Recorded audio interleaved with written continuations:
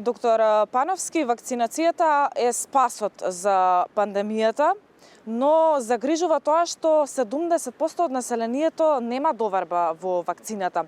Што со тоа? Што треба да се направи за да го променат мислењето граѓаните?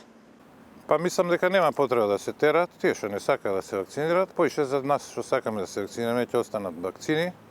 Па они имаат време понатаму. Секој сам може да се избере. Најдобро е кај вакцина што младите луѓе, особено оние по 20 години, не оболуваат, лесно оболуваат, многу ретки се у светски размери смртни случаи, скоро да не постојат, има многу болести пострашни, така да тој што не сака да се вакцинира е негов избор, може да се остане дома затворен уште на 5-6 години, може да излезе да ризикува и така натаму. Нормално дека не е фер за здравствените работници да го лечат, кога може да се спаси, меѓутоа со сила не треба. Мислам дека што повеќе со сила се прави, ќе има контраефект. Важно е да се обезбеди за ранливите групи, возрастните, тие што може да настрадаат во првата фаза и здравствените работници вакцина.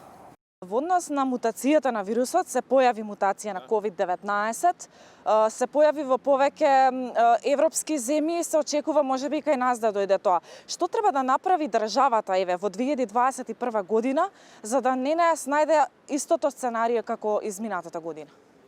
Па не може да се спречи ширење. Мислам, тоа може да се спречи оние источни азиски земји кои што има дисциплина, има многу пари, како да се локализира. Мислам, ние сме отворена земја, не може сами да се затвориме ни 2 недели, така да тие ќе дојдат. Може само да се одложи доаѓањето на таа мутација, меѓутоа колку што до сега се гледа, не се некои потешки случаи од него предизвикани.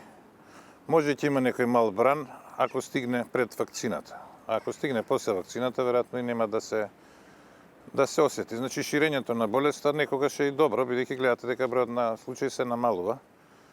Тоа да не беа толку ригорозни мерки напред, можеби сега ќе бевме во подобра состојба.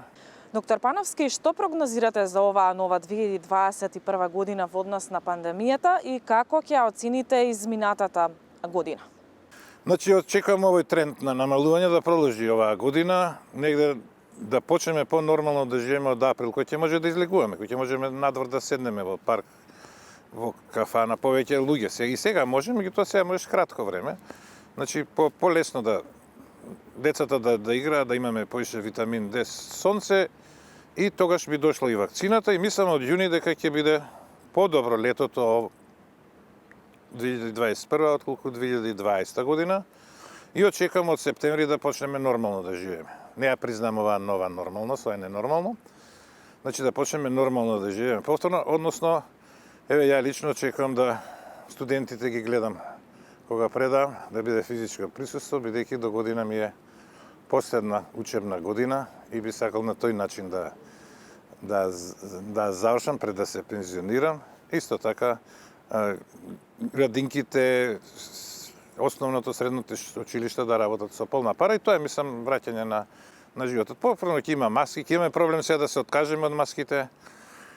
Гледам луѓе што прележале, се уште носат еден со друг кога се во канцеларија и така натаму. Тоа е интересно. Во секој случај ќе трае болеста, меѓутоа ќе биде многу поедноставно да се справиме и полека ќе почнеме да забораваме на неа. Што се однесе до минатата година, сега после битка секој може да биде генерал, имаше и добри и лоши потези, многу време би требало да елаборирам што и како. Еве ќе кажам дека од добри потези беше на 23 април што рано се донесоа тие 3 мерки, кога уште се колебаше Светската здравствена организација.